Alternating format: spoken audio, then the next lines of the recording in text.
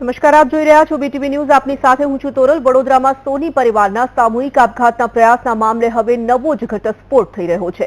આ પરિવાર પાસેથી અલગ અલગ 9 જેટલા જ્યોતિષીઓએ 35 લાખ રૂપિયા પડાવ્યા હોવાનું સામે આવ્યું। આપઘાતનો પ્રયાસ કરનાર ભાવિન સોનીએ ફરિયાદમાં જણાવ્યું કે વાસ્તુ દોષ દૂર કરવાના બહાને જ્યોતિષીઓએ રૂપિયા 35 લાખ પડાવ્યા છે। આ કેસમાં ગોત્રી કેનાલ પાસે રહેતા જ્યોતિષ હેમંત જોશી मुख्य है। हेमंत जोशीए अमदावादना ज्योतिष स्वराज ज्योतिष साथे नरेंद्र सोनी ने मळाव्या हता अने आ बंने मळीने कुल 13.50 लाख रूपिया खंखेर्या हता। आ उपरांत अमदावादना ज्योतिष प्रहलाद जोशीए 2 लाख पडाव्या हता अने प्रहलाद जोशीए दिनेश नामना व्यक्तिने मोकलीने विधि करावी हती। તેમજ અમદાવાદના રાણીપમાં રહેતા જ્યોતિષ સમીર જોશીએ 5 લાખ રૂપિયા પડાવ્યા હતા। જ્યારે આ પરિવાર પુષ્કર દર્શન માટે ગયો ત્યારે જ્યોતિષને 4 લાખ રૂપિયા આપ્યા હતા।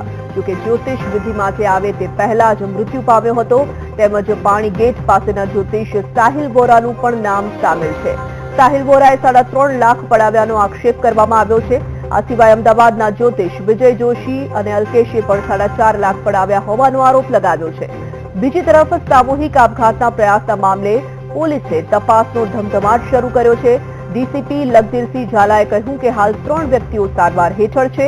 હાલ ભાવિન સોનીના નિવેદનના આધારે તપાસ શરૂ કરવામાં આવી છે। આ પરિવારે મકાન 40 લાખમાં વેચવા કાઢ્યું હતું। ન્યૂઝપેપરના આધારે વાસ્તુ દોષ દૂર કરવા જ્યોતિષનો સહારો લીધો હતો। આ કેસમાં 2 એફઆઈઆર દાખલ કરવામાં આવી છે। જ્યોતિષીઓના વિરુદ્ધ છેતરપિંડીની પણ ફરિયાદ દાખલ કરી છે, જેમાં 9 જ્યોતિષીઓના નામ સામે આવ્યા છે।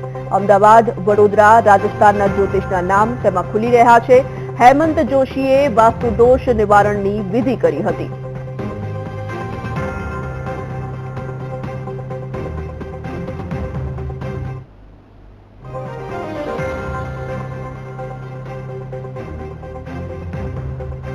तो वडोदरानी आ घटना है। सोनी परिवारे सामूहिक आपघातनो जे प्रयास कर्यो हतो तेमां एक बाद एक नवा ज वळांक सामे आवी रह्या छे। आपघातना प्रयास मामले हवे नवो घटस्फोट थई रह्यो छे। परिवार पासेथी अलग अलग 9 जेटला ज्योतिषीओए 35 लाख रूपिया पडाव्या होवानो समग्र मामलो सामे आवी रह्यो छे। तो एक तरफ देवानुं भारण हतुं अने बीजी तरफ हवे आ समग्र मामले ज्योतिषना तार पण जोडाई रह्या छे। तो 35 लाख रूपिया अलग अलग ज्योतिषीओए पडाव्या होवानी वात सामे आवता ज केटलाक ज्योतिषीओना नाम पण खुली रह्या छे। ते लोकोनी सामे पण हवे तपास हाथ धरवामां आवशे। तो समग्र मामलो वडोदराथी सामे आव्यो। सोनी परिवारना सामूहिक आपघातना प्रयासना मामले नवो वळांक सामे आवी रह्यो छे। आ परिवार पासेथी 9 जेटला ज्योतिषीओए 35 लाख रूपिया पडाव्या, जेमां हेमंत जोशी अने स्वराज जोशीए 13.50 लाख रूपिया खंखेर्या हता। अमदावादना प्रहलाद जोशी नामना ज्योतिषे 2 लाख रूपिया पडाव्या होवानी वात पण सामे आवी रही छे। तो अमदावादना राणीप विस्तारमां वसता ज्योतिष समीर जोशीनुं नाम सामे आवी रह्युं छे। તેમણે પણ 5 લાખ પડાવ્યા છે। તો પુષ્કર નાયક જ્યોતિષે વિધિ કરવાના નામે 4 લાખ રૂપિયા પરિવાર પાસેથી લીધા હતા। 2019માં ન્યૂઝપેપરની જાહેરાતના આધારે વડોદરાના એક હેમંત જોશી નામના જ્યોતિષનો સંપર્ક કરેલો અને વાસ્તુ દોષ નિવારણ માટે અલગ અલગ જ્યોતિષીઓ દ્વારા વિધિ કરવામાં આવેલી, જેમાં લગભગ 32 લાખ જેટલી રકમનો ખર્ચો થયેલો। આ દરમિયાન તેઓના મકાનનો સોદો પણ 25 લાખ રૂપિયાની આસપાસની રકમમાં થયેલો, જેમાં અશોક મિસ્ત્રી નામની વ્યક્તિએ 23.50 લાખ રૂપિયા ચૂકવી અને મકાનની રકમ જે હતી એ મોટાભાગની ચૂકવી આપેલ।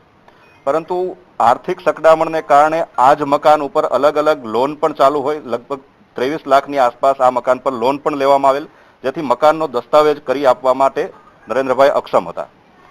આમ સમગ્ર ઘટનાક્રમમાં આર્થિક રીતે તમામ બાજુથી ઘેરાઈ જતા અને લીધેલ પૈસાની ચૂકવણી ન થઈ શકતા તેઓએ સામૂહિક રીતે આ પગલું ભરેલ હોવાનું તપાસ દરમિયાન જાણવા મળેલ છે।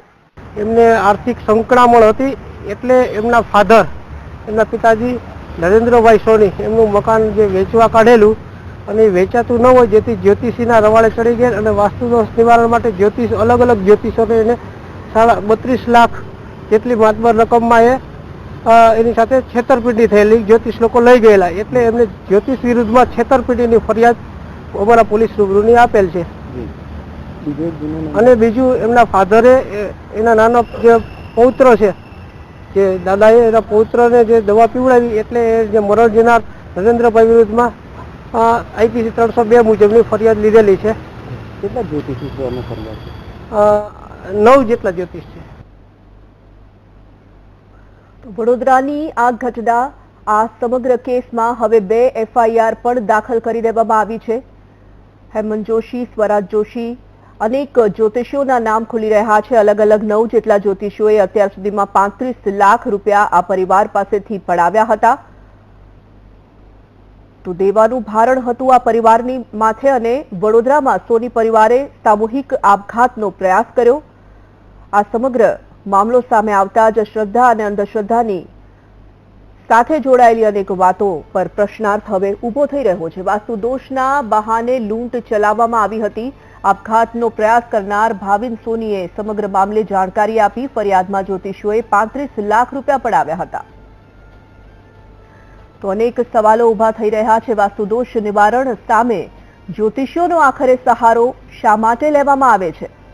તો VTV પૂછી રહ્યું છે આ સવાલ. જ્યોતિષાચાર્યમાં માનવું સારી બાબત છે, પરંતુ આખરે લોકો અંધશ્રદ્ધામાં શા માટે ગરકાવ થઈ જાય છે? શહેરના લોકોને કેવી રીતે આ જ્યોતિષીઓ ભૂળવી રહ્યા છે, પૈસા પડાવી રહ્યા છે, તે પણ સૌથી મોટો સવાલ છે.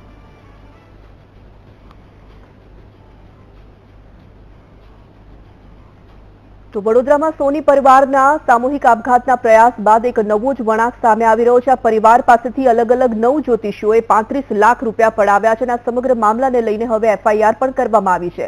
આ જ વિષય પર આપણી સાથે વાતચીત કરવા માટે જ્યોતિષાચાર્ય ડોક્ટર મહેન્દ્રભાઈ પંડ્યા જોડાયા છે. તો સંવાદદાતા વડોદરાથી માનુ ચાવડા પણ જોડાઈ ગયા છે. માનુ, સૌથી પહેલા આપની પાસે આવું છું. વડોદરામાં જે રીતે સામૂહિક આપઘાતનો પ્રયાસ થયો અને આ સમગ્ર મામલો સામે આવ્યો, અનેક લોકોના મનમાં પ્રશ્નો ઉપસ્થિત થઈ ગયા. આ આખી ઘટના સામે આવતાની સાથે જ હવે જે નવો વળાંક આવી રહ્યો છે, જ્યોતિષીઓ પૈસા પડાવી રહ્યા હતા અને ક્યાંક ને ક્યાંક દેવાનું ભારણ આ પરિવાર પર વધી રહ્યું હતું. આ સમગ્ર મામલે અપડેટ શું સામે આવી? માનું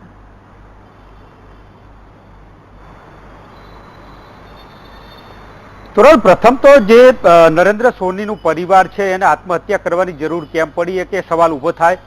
આર્થિક મુશ્કેલીમાં મુકાયેલું આ પરિવાર જ્યારે મકાન વેચવા માટે કાઢે છે અને જે બજાર કિંમત મળવી જોઈએ નથી મળતી અને એના કારણે જેને જુદા જુદા જ્યોતિષીઓ મળે છે અને કહી રહ્યા છે કે વાસ્તુ દોષ છે એને નિવારણ કરીએ એટલે તમારા મકાનની સારી કિંમત મળશે. એટલે એક પ્રકારે લાલચ પણ આપવામાં આવેલી અને આ પરિવાર એટલું જ્યોતિષની અંધશ્રદ્ધામાં આવી ગયું કે એને ભેદ ના સમજાયો. શ્રદ્ધા અને અંધશ્રદ્ધા વચ્ચેનો ભેદ ના સમજી શક્યું. જેમ જેમ અલગ અલગ જ્યોતિષી મળતા ગયા એમ એને વધારે પ્રલોભન આપવામાં આવ્યું કે તમારા મકાનની વધુ કિંમત મળશે.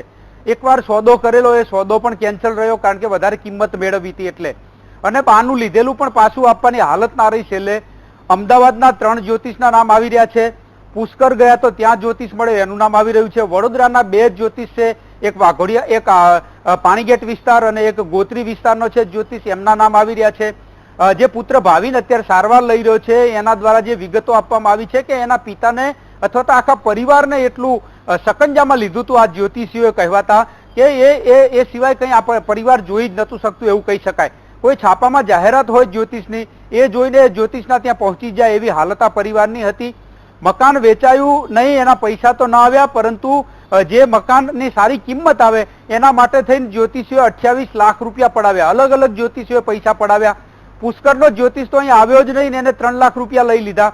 એટલે આખો મામલો છે પરિવાર જ્યોતિષના સકંજામાં આવ્યું અને બરબાદ થઈ ગયું પરિવાર એવું કહી શકાય.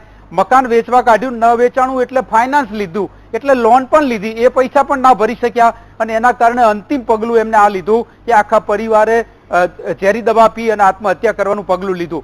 અત્યારે હાલ તો પોલીસ તપાસમાં જે ખુલ્યું છે એ આ 9 જેટલા જ્યોતિષીઓના નામ આવ્યા છે. એમના વિરુદ્ધમાં છેતરપિંડીની ફરિયાદ નોંધવામાં આવી છે. આ ઉપરાંત જે પરિવારના મોભી છે નરેન્દ્રભાઈ સોની, એમના વિરુદ્ધમાં એમના પૌત્રની હત્યાનો ગુનો છે એ નોંધી અને અલગથી FIR કરવામાં આવી છે. 2 FIR થઈ છે, પરંતુ સવાલ એ છે તોરલ કે જ્યોતિષીઓ આજે કહેવાતા જ્યોતિષીઓ છે એવા સકંજામાં લીધું આ પરિવારને કે આખા પરિવારને બરબાદ કરી નાખ્યું. હવે માત્ર ને માત્ર શું એક વિકલ્પ છે કે એમના વિરુદ્ધમાં છેતરપિંડીનો ગુનો નોંધાશે, કારણ કે પરિવારના 3 સભ્યોએ તો પોતાના જીવ ગુમાવ્યા છે. વિભક્ત પરિવારોની જ્યારે હાલત થાય છે ત્યારે વધારે અંધશ્રદ્ધામાં પરિવારો ડૂબતા હોય એવું આ કેસ ઉપરથી લાગી રહ્યું છે. અત્યારે હાલ તો સોની પરિવારના 3 સભ્યોએ જીવ ગુમાવ્યા છે. 3 સભ્યો અત્યારે જીવન મરણ વચ્ચે સારવાર લઈ રહ્યા છે એસએસજી હોસ્પિટલમાં. પોલીસે જે રીતે વિગતો મળી છે એ પ્રમાણે આ 9 જેટલા જ્યોતિષીઓના વિરુદ્ધમાં અત્યારે કાર્યવાહી શરૂ કરી છે. આ ઉપરાંત જે મૃતક છે નરેન્દ્રભાઈ સોની એમના વિરુદ્ધમાં પણ ફરિયાદ દાખલ કરવામાં આવી છે કે પૌત્રની એમને હત્યા કરી છે. એટલે આખો મામલો છે 2 FIRમાં થયો છે. પરંતુ જો આ સામાન્ય છેતરપિંડીના ગુનામાં રહેશે તો સમાજમાં કદાચ આવી ઘટનાઓ બનતી રહેશે અને અનેક પરિવારો આવી રીતે જે કહેવાતા જ્યોતિષ છે, જે બની બેઠેલા જ્યોતિષ છે, એમના સકંજામાં આવશે અને અનેક પરિવારો બરબાદ થાય એવી સ્થિતિ અને અનેક સવાલો છે વડોદરામાં અત્યારે ઊભા થઈ રહ્યા છે. તોરલ, બિલકુલ માનું તો દેવાના ભાર સાથે જ્યોતિષના તાર જ્યારે જોડાઈ રહ્યા છે ત્યારે આ વિષય પર ચર્ચા કરવી ખૂબ જ અનિવાર્ય બની રહે છે. જ્યોતિષાચાર્ય ડોક્ટર મહેન્દ્રભાઈ પંડ્યા પાસે આ વિષય પર કરીશું વાત, પરંતુ એક ખૂબ જ નાનકડા બ્રેક માટે આપણે રોકાઈએ છીએ. બ્રેક બાદ પરત ફરીશું આ વિશેષ રજૂઆતમાં.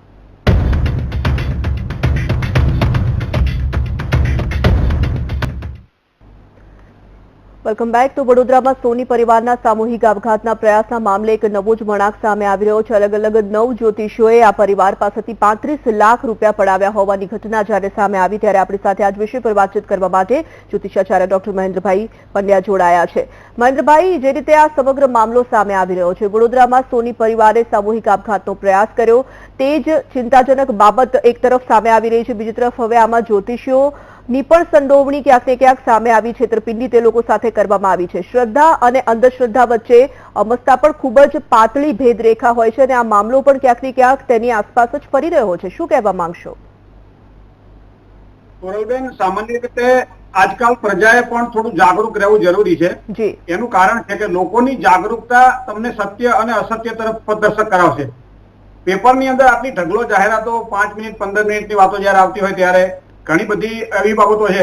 તમને કહું, સાચા જ્યોતિષીની ઓળખ કેવી છે કે જેની પાસે જ્ઞાન હોય છે. જ્ઞાન પણ એ પાછું એક વૈદિક આપણું જે નોલેજ કહેવાય, અને એમાં શ્રદ્ધા જે છે ને એ જ્ઞાન સાથે જોડાયેલી છે, અને જ્ઞાન સાથે જે જોડાયેલી નથી અને આપણે અંધશ્રદ્ધા કહીએ. તો સામાન્ય રીતે જ્યોતિષ શાસ્ત્રમાં આપણે વાત કરીએ કે ભાઈ જ્યોતિષી આવું કર્યું, જ્યોતિષી આવું, પણ જ્યોતિષ પાસે 3 વસ્તુનું નોલેજ હોવું જરૂરી છે. અને એના માટે એને સ્કંદની જરૂર છે, એના માટે એને સંહિતાની જરૂર છે, અને એના માટે એને હોરાની જરૂર છે. અને એવો વૈદિક જે જ્ઞાન ધરાવવા વાળા વર્ગ છે અને એ પ્રજાના ભલા માટે કામ કરે. હંમેશા કોઈ પણ સાચો જ્યોતિષ, જાગૃત જ્યોતિષ હશે એ કોઈ દિવસ કોઈનું બુરું નહીં છે, કોઈનું ખોટું નહીં છે. કારણ કે એનું કામ અજ્ઞાન રૂપી અંધકારમાંથી એને જ્ઞાન રૂપી પ્રકાશ આપવાનું. ભવિષ્ય દર્શન કાર્યક્રમ આપણો 11 વર્ષથી ચાલે છે. ઘણા બધા પ્રશ્નો એવા પણ અહીંયા આપણને જોવા મળે છે કે ભાઈ જમીનમાં ધન દાટેલું છે તો એ ધન ક્યારે પ્રાપ્ત થશે, આવી તમને અમને તો કોઈ માહિતી આપો, અથવા તો તમે કંઈક વિધિ કરી બતાવો. ત્યારે આપણે સ્પષ્ટ રીતે કહીએ છીએ કે જમીનમાંથી ઉત્પન્ન થતા ધનની છે, રેખાઓ છે, એની વસ્તુઓ છે, પણ બને ત્યાં સુધી આવી અંધશ્રદ્ધામાં પડવું નહીં. એક વસ્તુ આ છે. બીજું, જયારે આવા એક પ્રશ્નો ઉપસ્થિત થતા હોય ત્યારે પ્રજાએ થોડું જાગૃત રહેવું પડશે. કારણ કે કોઈ પણ ડોક્ટરને જયારે પસંદ કરવાનો હોય છે ઓપરેશનની અંદર, ત્યારે પણ આપણે એની પ્રોફાઇલ ચેક કરતા હોઈએ છીએ કે પ્રોફાઇલની અંદર ક્વોલિફિકેશન એનું કેટલું છે, ક્વોલિફાઈડ કેટલો છે. કોઈ પણ જગ્યાએ મસ્તકને નમાવી દઈએ તો એ બુદ્ધિનું શું. તો આ પ્રમાણે ક્વોલિફાઈડ જ્યોતિષી પાસે સારા જ્ઞાનની અપેક્ષા આપણે રાખી શકાય છે. કોઈ પણ લોભામણી લાલચ હંમેશા નુકસાન કરાવતી હોય છે. આ વસ્તુ ધ્યાનમાં, શોર્ટકટ કાયમ નુકસાન કરાવતો હોય છે. અને આજકાલ તમે ચારે તરફ તમે જોશો કે આ શોર્ટકટ માણસને નુકસાન કરાવતો હોય છે. ક્યારેક ક્યારેક આવા ઉજાગર થતા કિસ્સાઓ દ્વારા આપણી આંખ ખુલે છે, સમાજની આંખ ખુલે છે. ક્યારેક ક્યારેક આવા કિસ્સાઓ દબાઈ જાય છે, ખબર પણ નથી પડતી. પણ જયારે આવી એક લાગણીને જેને કહેવાય કે ભાઈ આમાં હૃદય દ્રાવક જયારે આપણને આ વસ્તુઓ જોવા મળે, ને એમાં ખાસ કરી આવા લેભાગુઓ દ્વારા જયારે કોઈ પરિસ્થિતિ એવી નિર્માણ થાય જેના કારણે માણસ જીવથી આવી જાય.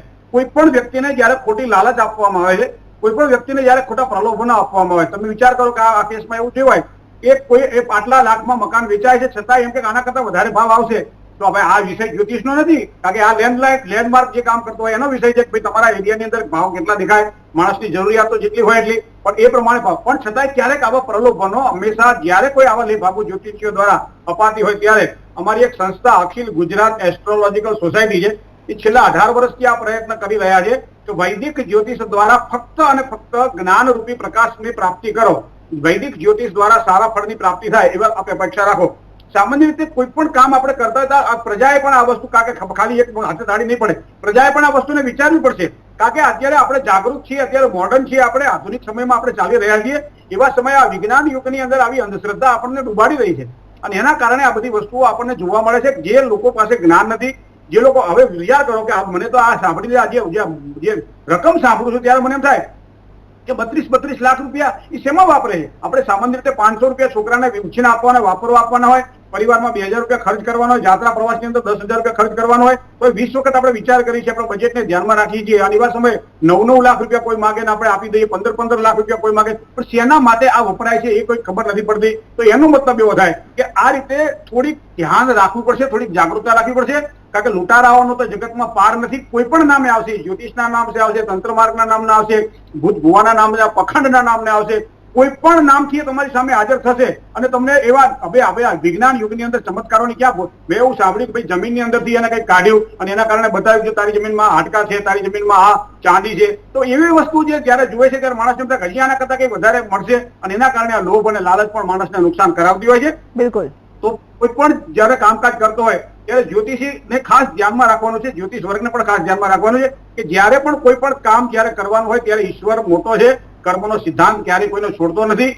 તો શોર્ટકટ બને ત્યાં સુધી કોઈ પણ વ્યક્તિને ન આપવો જોઈએ. બીજું જ્ઞાન હોય એનો જ ઉપયોગ કરવો જોઈએ. વિશેષ જ્ઞાનનો ઉપયોગ હંમેશા નુકસાન કરાવતો હોય છે. ગુણીજન હોય સામાન્ય રીતે એ ધનીજન બનવા પ્રયત્ન કરે ત્યારે જ આ પરિસ્થિતિ નિર્માણ થતી હોય છે.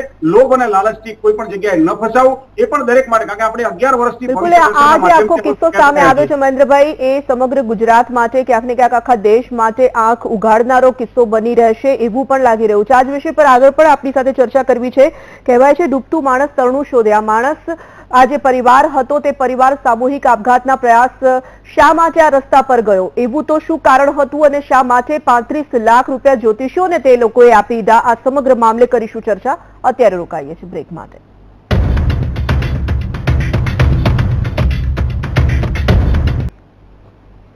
એક બાદ પુનઃ સ્વાગત. વિશેષ રજૂઆતમાં દેવાના ભાર સાથે જ્યોતિષના તાર જ્યોતિષાચાર્ય ડોક્ટર મહેન્દ્રભાઈ પંડ્યા જોડાયેલા છે. મહેન્દ્રભાઈ, જે રીતે આ સમગ્ર મામલો સામે આવ્યો, બ્રેક પર જતા પહેલા પણ મેં કહ્યું હતું કે ડૂબતું માણસ તરણું શોધે. ખૂબ જ આ પરિવાર તકલીફમાં હતો અને તકલીફમાંથી બહાર આવવા માટે તેણે જ્યોતિષશાસ્ત્રનો સહારો લેવાનું વિચાર્યું. જ્યોતિષશાસ્ત્ર એક એવું શાસ્ત્ર છે જેના ઉપયોગથી, જેના માર્ગદર્શનથી ક્યાંક ને ક્યાંક આપ આપની જે સમસ્યાઓ છે તેમાંથી બહાર નીકળી શકો છો. પરંતુ સાચા જ્યોતિષ, ખોટા જ્યોતિષ કેવી રીતે લોકો જાણી શકે તે દર્શકોને જણાવીએ. કોઈ પણ વ્યક્તિની પાસે એક તો ખાસ આ વસ્તુ ધ્યાનમાં રાખવાની છે કે દરેક વ્યક્તિ મીઠું બોલવા વાળો આપણો સ્નેહી કે સ્વજન નથી હોતી શકતો.